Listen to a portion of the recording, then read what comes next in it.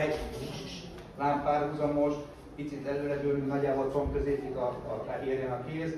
Ez a pozíciónk, és ebben megpróbáljuk ugye a férőt hajtani, a csípőt a szomb irányába fog dolgozni. És a hajtás pedig azért van, mert megpróbáljuk a fejet ne lemenjen se leföl, és ne is fejelgessük a falat, hanem megpróbáljuk viszonylag helyben tartani, és a csípő fog majd dolgozni. Jó? Ez a legfontosabb csak. Utána, ami a legfontosabb hozzá még, és itt még nem mentem a lányok csípőjére, meg a lépésre semmire, ami majd el fog inteni, hogy ha a mellkas megfelelően dolgozik, a mellkas viszi a vállat, a váll pedig viszi a kezet, gyakorlatilag a mellkas jó, akkor minden jól működik. Ez nagyon fontos, hogy az izolációs bemelegítésnél ezt mindenki csinálja a négy irányt, ugye utána összekötve. Ez ugyanez, de ez csak egyszer adja, lépésről elviszem, zárásra visszahozom. Lépésre elviszem, nagyban mutatom, de amikor ezt táncolod, én egyszerűen a testtömeg középen a tengely az pingpong nagyságú fog csak mozogni. Jó, akkor fog jönni. Uno, már ki, lány, uno, csak ott még ugye rásegít, mert megy a váll, viszi a mellkas a vállat, ugye rászeg a csípőre, ettől lesz egy picit még látványosabb a történet.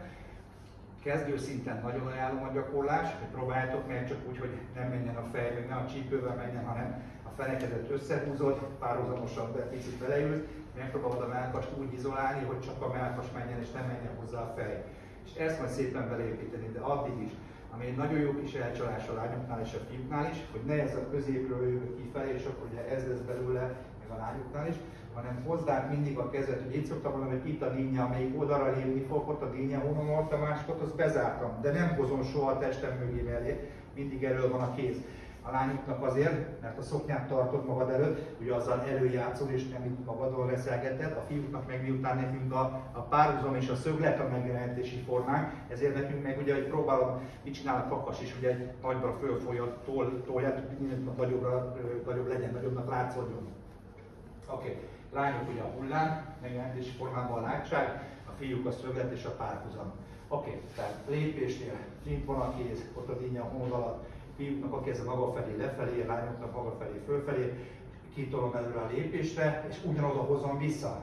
Utána itt majd a csípőcserével az ésre jön át a kéz, megint a lépésre. Ha a fiú előtted van előre, ha melletted van, akkor felé, de mindig a fiú felé irányul a játék, ugye, mert kacérkodsz a fiúval. Lépéssel, leárom, és nem kell nagyot lépni, és 5, és nem csak a lépésre, hanem a zárásot is ott van a rugózást, és nem kilépegetek a tengelym alól, hanem a testtömeg középponthoz viszem a lépő lábbal, jó? Oda viszem a súlypontomat. Oké.